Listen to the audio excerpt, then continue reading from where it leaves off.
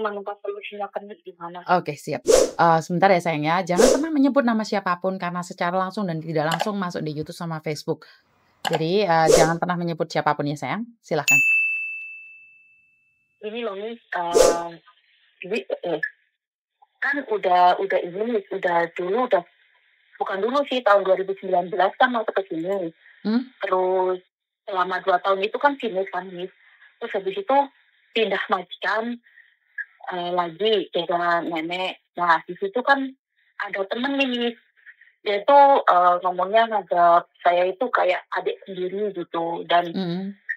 dengan tidak-tidak waktu saya lagi bangun rumah, dia menawarkan diri, minjemin datanya untuk dipakai saya gitu kan Miss. Mmm. Terus saya kan udah nggak mau, udah sempet nolak gitu loh. Mhm. Terus karena saya bilang, "Aku nggak mau kalau nggak ada izin dari suami sama orang tua, karena itu menyangkut ibaratnya kita nggak tahu umur ya, Miss, ya," gitu loh. Mhm mhm Nah mhm. terus habis itu dia maksa telepon ke orang tua saya, Miss, Mhm. mohon-mohon untuk diterima, niat baiknya gitu loh. Lah terus dia itu tanpa sepengetahuan saya, dia udah ambil sendiri kan.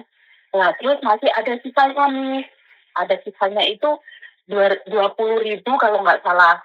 Dia Mmm. mohon-mohon ke orang tua saya untuk menerima gitu loh. Lah terus itu kan akhirnya orang tua kan ngomong, "Ya udah karena dia maksa terus nggak apa-apa untuk ibaratnya biar cepet jadi rumahnya," gitu loh, Miss. Padahal kan itu rumah udah selesai, tinggal cuma bikin kayak kanopi sama pagar itu loh, Miss. Mhm mhm. Akhirnya kan diterima tuh, Miss. Nah, terus yang di majikan kedua ini kan saya cuma 1 tahun 6 bulan. Mhm. Karena nggak betah di situ, Mhm. dipukul terus tiap hari, Mmm. dituduh mencuri terus, Mhm. akhirnya kan saya mutusin buat ngebreak nih. Mhm mhm. Nah, di situ saya mutusin buat ngebreak itu, saya belum setoran yang dia pinjemin ke saya itu, Mhm. karena dia sendiri masih setoran, dan saya itu disuruh mulai setorannya kan bulan 6. Nah, Mhm. waktu itu saya pulang bulan 5, tapi yang bulan 6 itu udah saya setorin dulu gitu loh, Mhm Miss. mhm mhm mhm. Nah, saya kan di rumah itu 3 bulan kemarin, tapi sekarang udah di Hongkong lagi kan, Miss. Mhm Nah, mhm.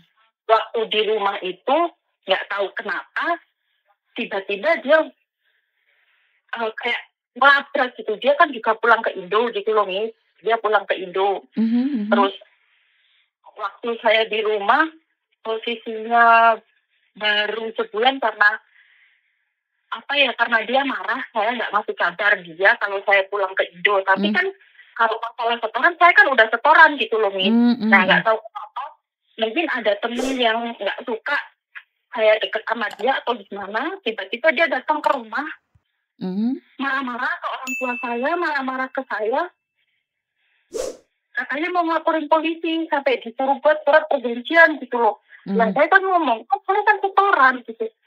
"Ya iya, gara-gara kamu kan, maksudnya saya juga jadi kebingungan di rumah. Kamu juga belum tentu kapan terbangnya." Loh, saya kan udah bilang, saya udah dapat majikan, saya pulang juga karena nunggu visa di rumah, karena nggak bisa nunggu visa di Hongkong gitu loh, Miss. Mhm Nah mhm. nah kemarin yang bulan 7 juga udah disetorin kan sama Mhm. suamiku di rumah. Nah, bulan 8 waktu aku mau berangkat ke sini ini, Miss, Mhm. dia datang lagi ke kampungku kan, ngamuk-ngamuk lagi, Mmm. teriak-teriak sampai tetanggaku semua pada dateng gitu loh. Lah, Mhm. yang bikin saya gimana ya kesel, ya jengkel, tapi mau gimana gitu, udah terjadi kan, Miss. Mhm. Nah, dia tuh ngomong ke keluargaku, katanya aku utang dia itu 150 juta gitu. Makanya kan kayak aku sampai sekarang itu diasingkan sama keluargaku.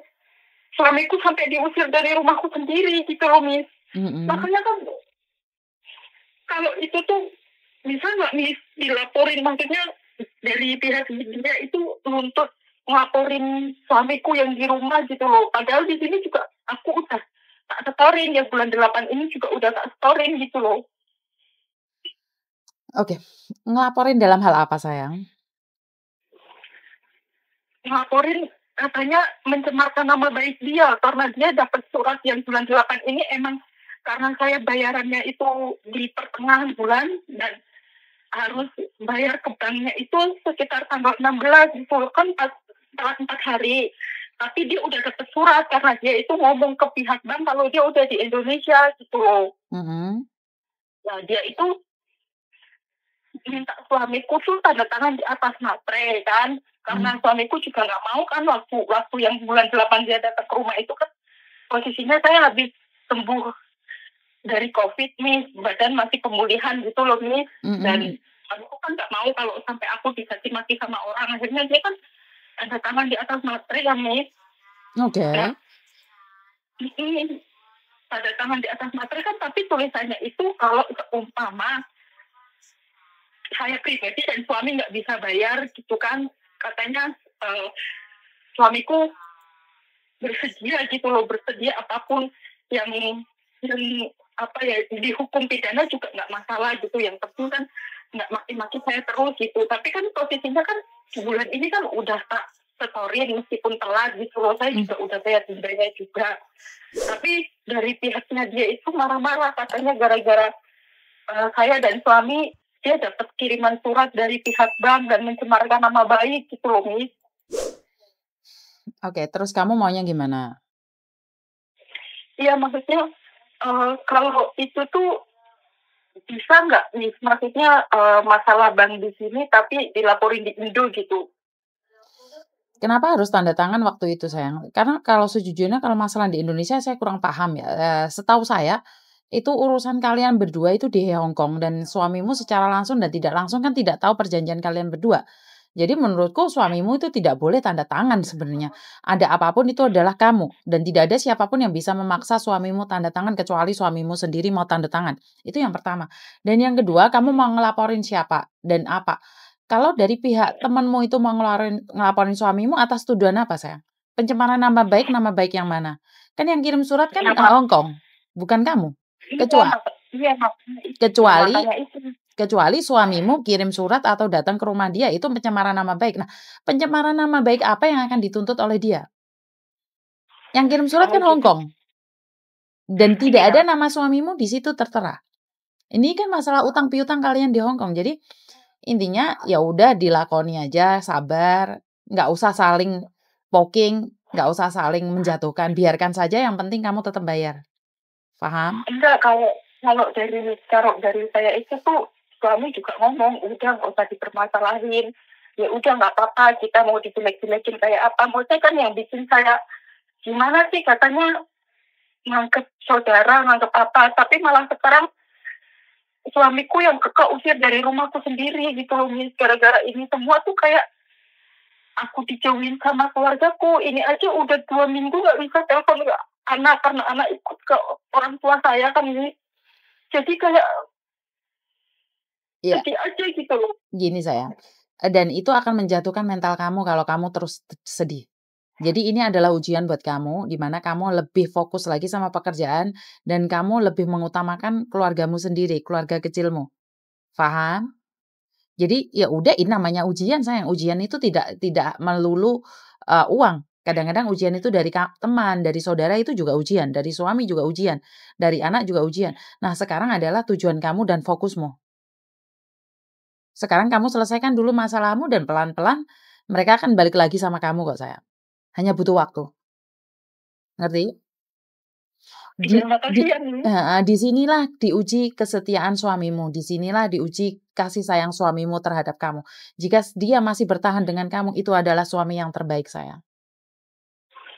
Iya, kemarin waktu dia dimaki-maki sama keluarga sampai diusir juga dia sampai ngomong nggak apa-apa gitu, yang penting kita bisa ngadepin sama-sama karena bukan seluruhnya salah kamu, karena dulu kan waktu dia ngerahin uang itu kan nggak lewat saya, dia langsung kirim ke rekening yang di rumah gitu loh. Saya juga nggak pernah lihat itu bentuk uangnya gitu loh, cuma lewat telepon aja ngomong udah tak kirimin ke orang tuamu gitu.